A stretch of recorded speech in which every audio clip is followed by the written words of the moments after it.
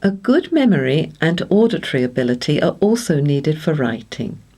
Not only do the children need to recognise the letter sounds, but also remember how to write them correctly. And for the auditory skill, the children need to hear the sounds in words, that is segmenting, so that they can write letters for the sounds. For example, if the child wants to write the word chips, he or she needs to hear that it has 4 sounds, ch, I, p, s. And then the word can be written. And they would say, ch, I, p,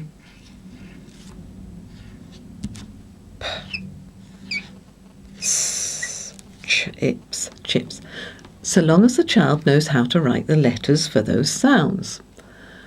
Once a word has been segmented and written several times, then it becomes known, and then we only need to use segmenting for spelling the words we have not written before. Adults who are good at spelling listen for the sounds in words automatically, especially when writing unfamiliar or long words. For example, if I told you that I lived in Squellingford, near Lithbury, and you wanted to write it down, what would you write? Perhaps pause the film and try writing Squellingford and Lithbury, thinking of the processes as you go.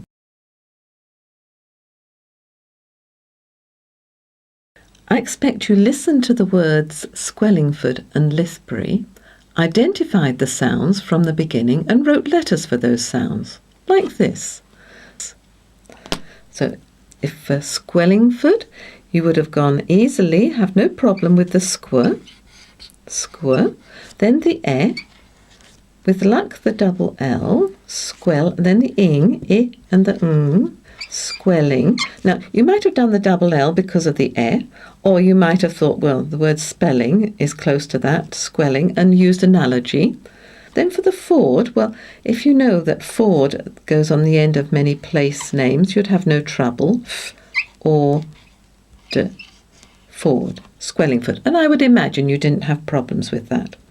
What about Lithbury? Well, the L is sensible. And then you come to the I.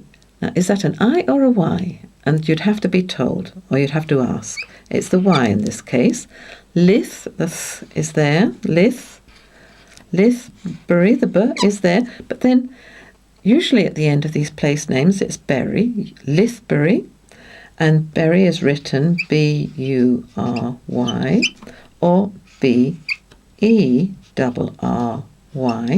And you don't know which one. So you have to ask, is it the B-U-R-Y one? And that's one of the problems of spelling English words that have not been seen before, especially names of people and names of places. The children who struggle usually find it hard to remember the letter sounds, as well as finding it difficult to hear the sounds in words. Sometimes pencil control and remembering how the letters are formed are also a problem. All these problems can be solved with good first-time whole-class teaching of synthetic phonics and extra small group sessions for the children who need help to keep up with the other children. Frequently, what often happens in schools is that the children are expected to write creative stories or their news before they have been taught to master these basic skills. And this makes writing extremely difficult and puts many children off writing.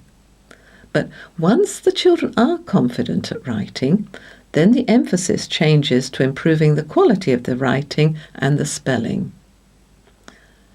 Accurate spelling is harder than reading because there are many ways of writing some sounds, and the children have to learn which alternative letter sounds to use for most of these words.